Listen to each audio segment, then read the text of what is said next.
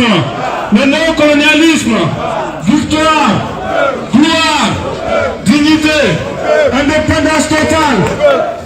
Camarades, s'il vous plaît, saluons l'arrivée de notre collègue, notre camarade, notre militant infatigable de révolution, du panafricanisme, camarade Ahmed, camarade Kemi Seba. Monsieur, il n'y a pas de musique, s'il vous plaît. Merci beaucoup, camarades. Kemi Seba a effectué de faire le déplacement ici. Écoutez.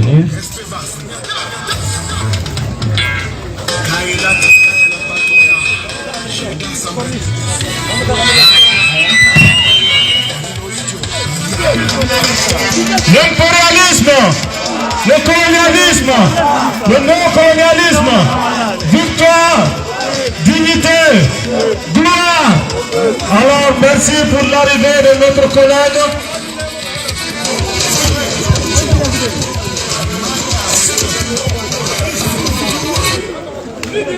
Alors nous allons passer la parole à notre collègue qui a accepté de faire le déplacement. Camarade Kemi Seba, qui n'est plus présentable ici, qui se bat corps et âme contre l'évolution et l'émancipation du peuple africain, qui a fait le déplacement pour soutenir le Mali ici présent aujourd'hui. Alors nous allons passer la parole à notre cher camarade Kemi Seba, que je vous demande d'évasionner encore. Que la paix soit sur vous. Salam alaikum. C'est un bonheur, un honneur d'être présent aujourd'hui. Il est important de resituer le contexte. 1, 2, 1, 2. Vous m'entendez avec ce seul micro? Parfait. Comme vous le savez, la mobilisation a été interdite. C'est important qu'elle se soit précisée. Ça devait avoir lieu dans les rues. Tous nos militants, on leur a demandé, les militaires et un certain nombre de structures ont demandé à cette manifestation n'ait pas lieu, pour la simple et unique raison que le contexte sécuritaire ici en Guinée, entre guillemets le Covid, même si le Covid n'empêche pas de faire les concerts de plusieurs milliers de personnes visiblement, hein, c'est important de le dire aussi, mais que les raisons sécuritaires faisaient qu'il n'était pas pertinent qu'on puisse faire la manifestation.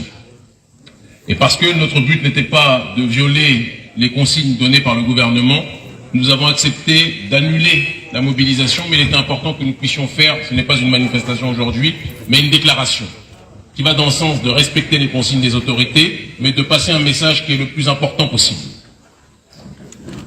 Aujourd'hui, partout, en Afrique francophone et dans la diaspora, malgré les répressions d'un certain nombre de gouvernements qui suivent les désirs, qui suivent les volontés de la CEDEAO, et par derrière d'un certain nombre de nations occidentales. Un certain nombre de jeunes Africains aujourd'hui se mobilisent un peu partout pour exprimer leur solidarité vis-à-vis du Mali. Il est très important de dire que ce qui sortira l'Afrique de la situation dans laquelle elle est... Donne-moi le micro. Impérialisme. À bas. À bas. Prêt pour l'Afrique. Il est très important... Attendez, merci. Il est très important de préciser que ce qui maintiendra le continent africain à genoux et à terre, c'est le manque de solidarité. Ce qui maintiendra l'Afrique en arrière, c'est l'égoïsme de nos élites. Ce qui maintiendra l'Afrique en arrière, c'est la soumission systématique de nos dirigeants aux intérêts occidentaux. Nous devons avoir le courage de le dire. Dire cela ne signifie pas que nous sommes opposés à d'autres peuples parce qu'ils ont une autre couleur de peau. Ça serait une bêtise que de dire ça. La souffrance, elle est universelle. La douleur, elle est universelle. L'injustice sociale, c'est universel. Donc nous ne sommes pas opposés à d'autres peuples à cause de leur origine ou de leur couleur de peau. Moi-même qui vous parle, je suis né en France et je ne le renierai jamais. On ne choisit pas son lieu de naissance. Simplement, nous nous opposons à des politiques iniques. Nous nous opposons à des politiques injustes. Nous nous opposons à des politiques qui appauvrissent des peuples qui sont déjà appauvris par un système de prédation néolibérale, un système de prédation capitaliste de manière globale. Et les sanctions qui frappent la CEDEAO, que la CEDEAO a lancées contre le Mali, sont des sanctions en réalité qui agressent la volonté de souveraineté de nos populations, qui agressent la volonté de nos États de se tourner vers d'autres partenaires. qui agresse la volonté de la population africaine de se dire qu'il existe un autre monde en dehors des intérêts occidentaux. Et si nous sommes présents aujourd'hui, malgré, c'est très important de le dire, et il faudra que les journalistes le rappellent, la manifestation a été interdite, nous aurions pu faire du grabuge dans les rues. Nous ne l'avons pas fait. Nous avons dit on annule la manifestation, mais nous nous rejoignons sur le parvis, sur le parking de l'ambassade pour exprimer une communication. Cette communication, c'est que les Africains, la jeunesse panafricaniste, expriment sa profonde solidarité vis-à-vis de la population malienne. Notre souffrance est celle du Mali.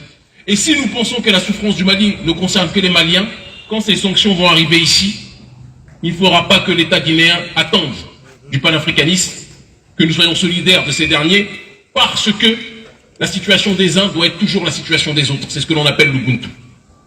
Nous ne sommes pas, contrairement à certaines caricatures médiatiques occidentales, des va-t-en-guerre, des gens qui sont dans une dynamique de brutalité, des gens qui veulent semer le chaos, qui veulent semer le désordre. Ce n'est pas notre démarche. Nous respectons la loi, mais nous appliquons aussi un principe universel, c'est que chaque peuple a le droit de décider de sa propre destinée. Chaque population a le droit de pouvoir profiter de ses propres ressources. On nous dit que le Mali est un pays pauvre. Si c'est un pays pauvre, pourquoi ils se réunissent tous pour essayer de gérer l'or du Mali? On nous dit que la Guinée est un pays pauvre. Pourquoi tous les diamantaires de la planète se retrouvent en Guinée pendant que la population guinéenne vit en dessous du seuil de pauvreté? C'est ça qu'ils ne veulent pas qu'on dise. Ce discours-là n'est pas un discours de haine, mais c'est un discours de dignité, c'est un discours de solidarité, c'est un discours qui n'est pas simplement celui de l'homme et de la femme noire, mais de tous ceux épris de justice et de volonté d'équité.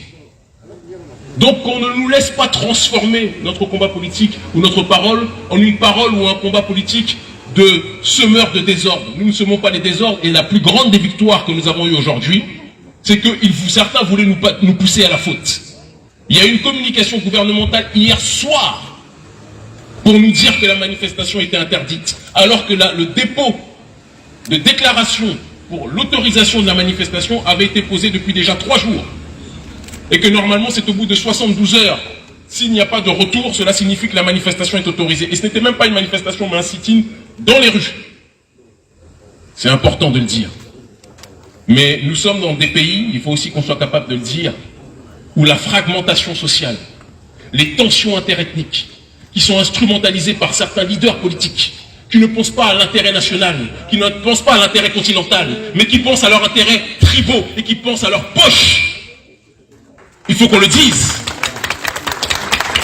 Ces gens-là sont dans une optique de tout faire pour éviter qu'il y ait des solidarités à l'échelle globale, parce qu'ils veulent fragmenter déjà la population à l'échelle locale. Tant qu'on ne réglera pas le problème de la division ethnique, tant qu'on ne réglera pas le problème des conflits sociaux entre nous, nous ne réglerons pas la situation de nos populations. Le panafricanisme est le médicament pour nous sortir de ces divisions dans lesquelles on a été plongé. Certains se disent Peul, certains se disent de telle ethnie. Moi je suis Fon, d'autres vont se dire BT, d'autres vont se dire de telle ou telle ethnie. Mais quand on est dans le regard de l'autre, il ne voit que des nègres.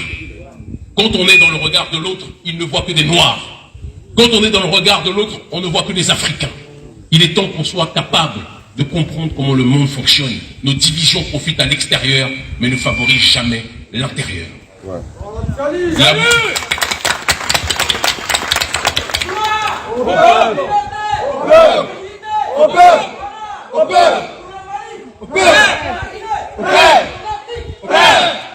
Il est important pour ne pas occuper l'espace de l'ambassade trop longtemps, parce qu'il faut remercier ces derniers de nous avoir laissé le parking alors que ce n'était absolument pas prévu. Je vous demande d'ailleurs d'applaudir l'ambassade, s'il vous plaît. Il est important de dire et de rappeler aussi aux autorités maliennes, et je me permets de le dire et de le faire, au président Assimi Goïta, au premier ministre Choguel Maïga. Des jeunes aujourd'hui de notre ONG sont arrêtés à différents endroits en Afrique francophone parce qu'ils se mobilisent pour vous. Il est très important qu'on entende les dirigeants maliens se prononcer sur ces mobilisations et les arrestations que nos populations connaissent, parce que rien ne nous forçait à nous engager pour vous. Nous ne touchons rien de vous. Nous n'obtenons pas un centime de vous. Mais nous le faisons par volonté de justice sociale et dans une dynamique panafricaniste. Donc il faudra que les dirigeants puissent exprimer aussi leur solidarité vis-à-vis de ceux qui sont en train de risquer leur vie et leur liberté individuelle pour soutenir un pays qui n'est pas forcément le leur. J'ai une pensée profonde pour 2 membres de notre organisation au Burkina Faso qui ont été arrêtés la veille de la manifestation aujourd'hui, d'accord? Notamment le frère Roland Bayala, qui est arrêté, lui qui est le porte-parole de la COPABF, de la coalition des patriotes du Burkina Faso, d'accord? Et qui avait répondu à l'appel de l'ONG Urgence Panafricaniste pour la mobilisation du 22 aujourd'hui. Il est important de dire qu'au moment où je vous parle, dans différents pays donc, au Congo-Brazzaville, la manifestation a été aussi interdite. Et il y a un symbole quand même très important à dire. Au Congo-Brazzaville, la manifestation est interdite. Au Niger, la manifestation est interdite. Au Burkina Faso, la manifestation est interdite. En Côte d'Ivoire, la manifestation est interdite.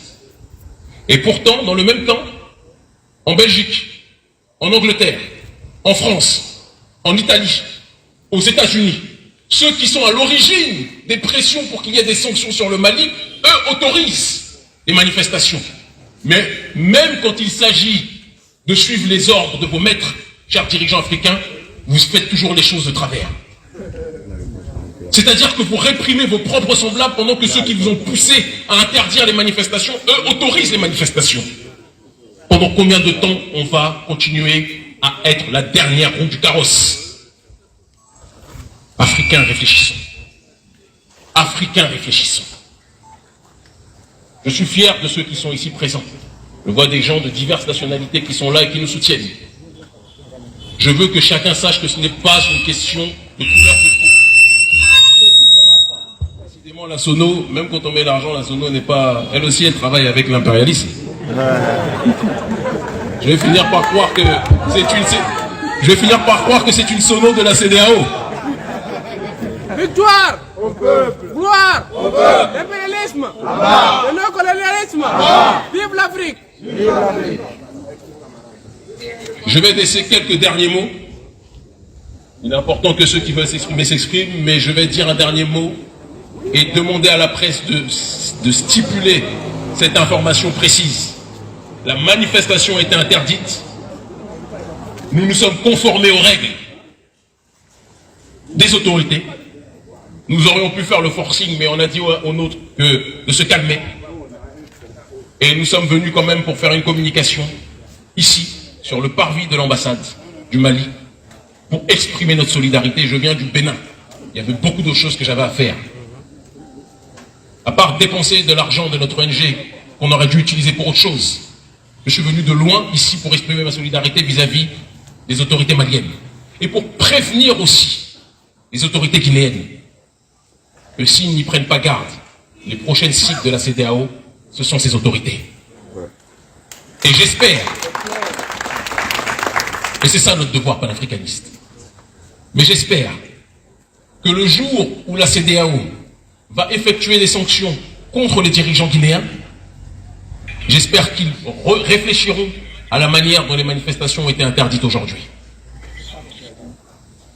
Parce que ce que nous faisons aujourd'hui, ceux qui pensent que nous ne le faisons que pour le Mali, sont des personnes qui réfléchissent politiquement de manière très limitée.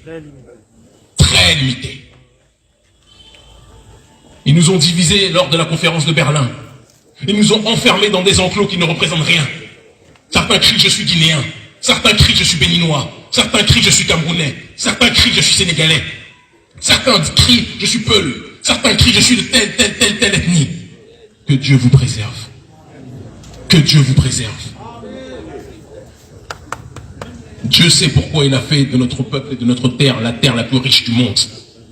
Mais Dieu sait aussi pourquoi notre peuple est le plus pauvre de la planète alors qu'il vit sur la terre la plus riche du monde. À un moment donné, il faudra cesser d'accuser les autres. Il faudra qu'on soit capable de s'accuser nous-mêmes. L'Afrique libre ou la mort, nous vaincrons. Ils finiront par comprendre. Merci infiniment.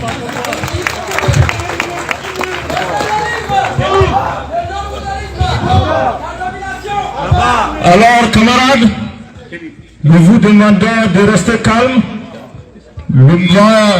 L'ambassadeur doit venir. Il y a quelque chose qu'on veut lui remettre. Camarades ambassadeurs du Mali représentés en Guinée, est demandé de nous rejoindre, s'il vous plaît. Aussi, il faut le faire de l'autre côté. Alors, l'ambassadeur a prié de nous rejoindre, s'il vous plaît.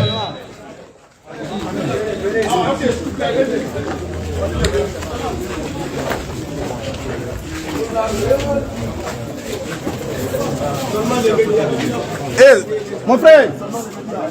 Hey. Média.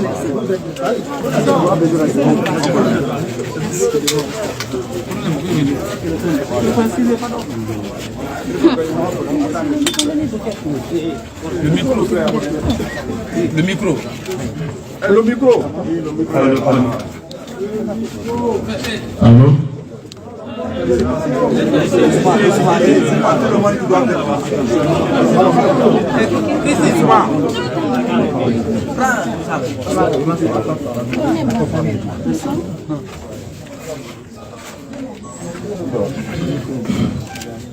Excellence, Monsieur l'ambassadeur,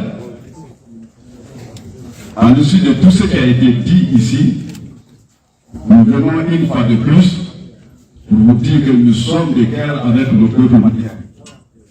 Et ce que nous avons exprimé, nous le mettons à notre grâce, Kémy Séba, pour vous remettre notre déclaration. Je vous remercie. Beaucoup de courage et de soutien à l'État malien. Beaucoup de courage et à la population malienne plus que jamais qui dit toutes les sanctions.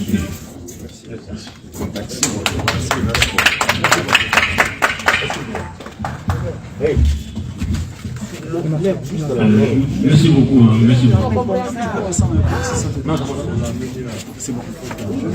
Vraiment, je me réjouis aujourd'hui avec tout le personnel de l'ambassade et toute la colonie malienne ici en Guinée. De cette solidarité envers le peuple malien, je dis bien envers le peuple malien. Parce que vous savez, les sanctions de la CEDEAO touchent plutôt le peuple du Mali et qui déjà subit déjà les conséquences. En tout cas, ça ne nous a pas surpris que de ce pays frère qu'est la Guinée, qui depuis les premières heures de ces sanctions, en tout cas a manifesté sa solidarité avec le peuple du Mali et au plus haut niveau. J'ai dit que moi-même j'ai été reçu par le président de la transition, en tout cas qui a affirmé sa solidarité avec le peuple malien. Vous avez vu le peuple, à l'appel des autorités du Mali aussi, tous les Maliens sont sortis le vendredi passé à l'intérieur du Mali et de la diaspora, en tout cas pour exprimer, pour dénoncer les sanctions de la CEDEAO qui sont prises vraiment de manière injuste, parce que ça viole même les textes de la CEDEAO. Mais qu'à cela ne tienne, le président du Mali a dit qu'il est prêt au dialogue.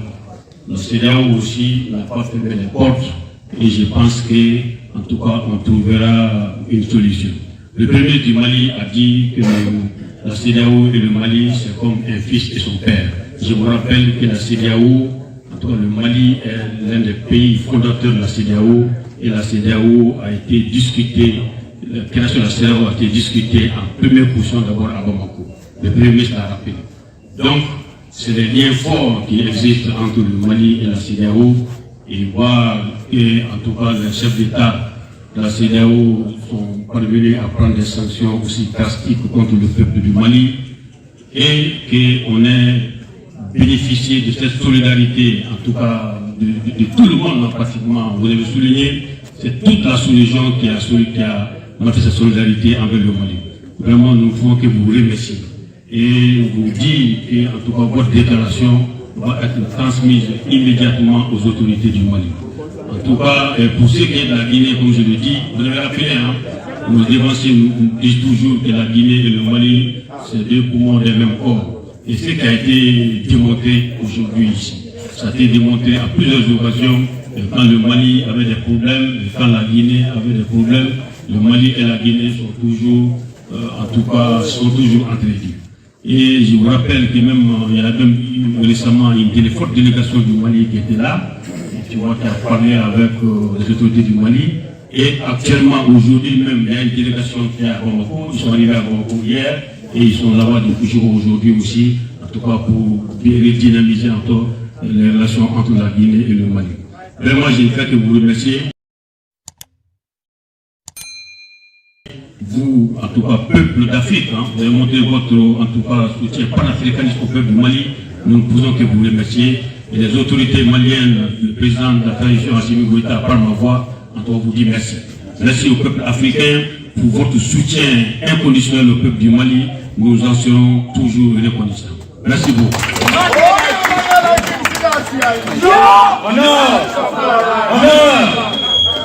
Alors, camarades, nous revenons sur le podium, s'il vous plaît.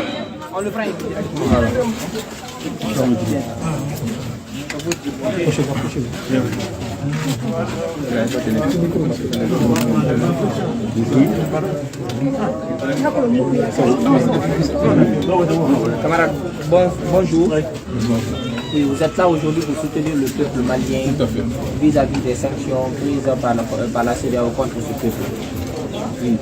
Comment est-ce que vous avez trouvé d'abord l'accueil en Guinée et quel est votre sentiment après l'annulation de la manifestation? Comment j'ai trouvé l'accueil en Guinée? L'accueil en Guinée est circonstancié par le climat politique extrêmement tendu qui existe à l'heure actuelle. Le président, lorsque j'avais rencontré le président il y a 3 mois, 4 mois, il n'y avait pas toutes ces tensions. Entre-temps, le gouvernement a été mis en place, mais pas encore le Conseil national de transition. Et beaucoup de partis politiques veulent que la transition s'écourte le plus rapidement possible. Et c'est dans ce climat que nous arrivons, pour organiser une mobilisation qui est simultanée, puisqu'elle se passe dans différents pays en Afrique, dans les Antilles et en Europe. Et nous le faisons dans une dynamique de sit-in. Mais eux ont interdit toute S'il vous plaît, s'il vous plaît, s'il vous plaît. Mais eux ont interdit toute manifestation parce que, officiellement pour des histoires de Covid, même si les concerts visiblement ne sont pas touchés par le Covid, puisque Youssoufa et autres sont autorisés à chanter. Quand on chante, c'est toujours moins problématique que quand on fait de la politique. Mais je ne peux pas dire que je suis heureux ou pas, parce que ce n'est pas ma maison que je défends. Nous défendons le sort des Africains. Nous défendons la situation des Africains. Nous dépensons nos moyens, nos ressources, tout ce que nous avons pour défendre les Africains où qu'ils soient. Et je profite de cette tribune aussi pour rappeler à mon cher frère, que j'aime beaucoup, le colonel Doumbouya, que ce qui arrive au Mali risque d'arriver très prochainement à la Guinée. Et au moment où ça arrivera, le colonel Doumbouya sera très content d'avoir l'ONG Urgence panafricaniste et les autres qui appellent à la solidarité dans toute la sous-région, en Europe et ailleurs, pour défendre la souveraineté de nos pays. Raison pour laquelle je dis que parfois il faut qu'on soit capable de dépasser les problématiques locales pour regarder la politique de manière globale. Et c'est ça l'Afrique. Et c'est ça le panafricanisme. C'est sortir des conflits intérieurs, des conflits locaux, face à des gens qui parfois sont, excusez-moi le terme, mais je vous le dis comme je le pense, ceux qui s'opposent à la transition. Il y a parfois des politiciens de village qui sont dans des intérêts ethniques, qui sont dans des intérêts tribaux, qui ne sont pas dans le sens de la volonté d'unification du peuple de manière globale. Moi, je ne regarde pas les problèmes intérieurs, je regarde des problèmes à l'échelle géostratégique. Et à l'échelle géostratégique, c'est de solidarité dont nous avons besoin. Je suis béninois, j'aurais pu rester tranquillement dans mon pays. D'accord, j'ai beaucoup d'affaires, j'ai des entreprises à gérer, j'ai mes émissions télé à Vox Africa à effectuer, mais je suis venu jusqu'ici. Et j'ai organisé, avec le peu de ressources que nous avons, sans l'aide de personne, c'est très important de le dire, des mobilisations dans plus de 15 pays. Certains des centaines de personnes, d'autres des milliers de personnes, etc. etc. Mais l'objectif, c'est juste de rappeler que ce qui arrive au Mali arrive à l'Afrique dans sa globalité. D'accord, nous ne sommes pas contre des gens, mais nous sommes pour nous-mêmes. C'est ce qui doit être retenu dans la dynamique politique qui est la nôtre. La CEDEAO, l'Union africaine a entériné la décision de la CEDEAO. Quel sentiment vous avez aujourd'hui de la position de ces deux organisations panafricaines qui devraient être normalement des défenseurs des droits de l'homme? Vous savez, aujourd'hui, l'Union africaine comme la CEDEAO sont des institutions qui représentent les élites africaines, complètement déconnectées des réalités de la population, mais elles ne représentent absolument pas la population. Et nous faisons partie de ceux qui appellent de leur vœu à ce qu'il y existe une Union africaine des peuples et une CEDEAO des peuples. avec des organisations telles que les nôtres et d'autres de la société civile qui prendraient leurs responsabilités pour se faire le relais de la population. Parce qu'aujourd'hui, l'Union africaine et la CEDEAO, ce sont des clubs de présidents, ce sont des clubs de dirigeants, ce sont des syndicats qui se serrent les coudes entre eux. Les sanctions qui existent et qui frappent le Mali aujourd'hui sont les sanctions de présidents qui ne veulent pas que ce qui est arrivé au Mali leur arrive dans leur pays. Ils n'ont que faire de la réalité de la population. Ils n'ont que faire des viols constitutionnels. Ils n'ont que faire qu'on pille les caisses de l'État pour des intérêts individuels. C'est ça le problème. Et nous qui sommes animés par la justice sociale, nous qui ont pour seule obsession de défendre le droit pour nos populations de pouvoir bénéficier de leurs propres ressources, nous sommes combattus par ces institutions. Mais nous disons, l'Union africaine et la CEDEAO, j'ai un de mes anciens amis, très bon ami d'avant, Monsieur Tshisekedi, qui était le président de l'Union africaine l'année dernière, là c'est Macky Sall. Déjà, ce qu'a fait Tshisekedi l'année dernière n'était pas top. Question africaine, c'est pas de Macky Sall dont on va attendre. Bon, je suis dans l'ambassade, donc je ne vais pas créer de problème à l'ambassade du Mali. Mais ce n'est pas de Macky Sall dont on va attendre un sursaut de volonté souverainiste africaine, quand on sait qu'il a livré son pays aux intérêts étrangers. C'est malheureusement la situation dans laquelle nous nous trouvons. Mais nous tenons, nous résistons, quels qu'en soient les coups. J'ai une grosse pensée pour nos militants qui sont actuellement arrêtés dans certains pays pour avoir répondu favorable à l'appel de la manifestation internationale du 22 janvier. D'accord ? Nous avons voulu ici, parce que certains voulaient nous pousser à la faute pour forcer l'État guinéen à mettre certains de nos militants en prison. Nous avons annulé la manifestation. Nous sommes venus ici, nous avons fait une allocution. Nous rappelons à nos autorités, nous rappelons aux dirigeants africains de leur globalité que nous ne sommes pas leurs ennemis. Nos seuls ennemis, ce sont ceux qui pillent les ressources de notre continent. Qu'est-ce qui doit être retenu? Après votre sortie, qu'est-ce que vous attendez du gouvernement malien? Ce que nous attendons du gouvernement malien, déjà, c'est un petit peu de, je pense, de solidarité, parce que nous nous exprimons notre solidarité partout, en Afrique francophone et dans la diaspora pour le peuple malien en priorité et in extenso le gouvernement malien. Il y a des gens qui ont été arrêtés, qui ne sont pas maliens, qui ont été arrêtés pour avoir voulu manifester leur solidarité vis-à-vis du Mali. Il serait important que M. Assimi Goïta et Choguel Maïga expriment à leur retour leur gratitude pour ceux qui risquent leur vie pour soutenir le Mali. Alors, après cette assise de la CEDEAO, il y a eu un débat très rouleux entre Andalo, le président de la Guinée-Bissau, et Alassane Dramane Ouattara, dont je cite les propos: il faut que cette décision soit maintenue pour que plus jamais Goïta répète les mêmes bêtises dans le passé. Que percevez-vous aujourd'hui de ces propos de Alassane Dramane Ouattara? Alassane Dramane Ouattara parle global en pensant local. Lui aussi sait très bien que c'est l'un des présidents les plus impopulaires de l'histoire africaine. Lui aussi sait qu'il est découvert comme étant l'un des plus grands traîtres politiques que les populations africaines ont connu dans l'histoire. Et je ne suis pas excessif de le dire. Et donc par conséquent, il agit en essayant de frapper fort pour terroriser ceux qui seraient inspirés de suivre l'exemple. Il est très important de préciser une chose. Moi, je ne me considère pas comme un assimiste et goïtiste. Je ne considère pas que c'est un prophète ou le Messie du Mali. Le Messie du Mali, c'est le Mali lui-même. Le Messie du Mali, c'est la population malienne qui est sortie dans les rues. Le Messie du Mali, c'est la population malienne qui vit en dessous du seuil de pauvreté et qui va subir de plein fouet les sanctions. Eux n'ont pas les moyens de leurs dirigeants. Le président Assimi Goïta, à la tête de l'État, a forcément des ressources que le peuple malien n'a pas. Donc c'est au peuple malien que je pense en priorité. C'est très important de le dire. Mais, je dis au frère Assimi, je dis au frère Choguel Maïga, et je dis ici au président Mamadi Doumbouya, pensez aux populations.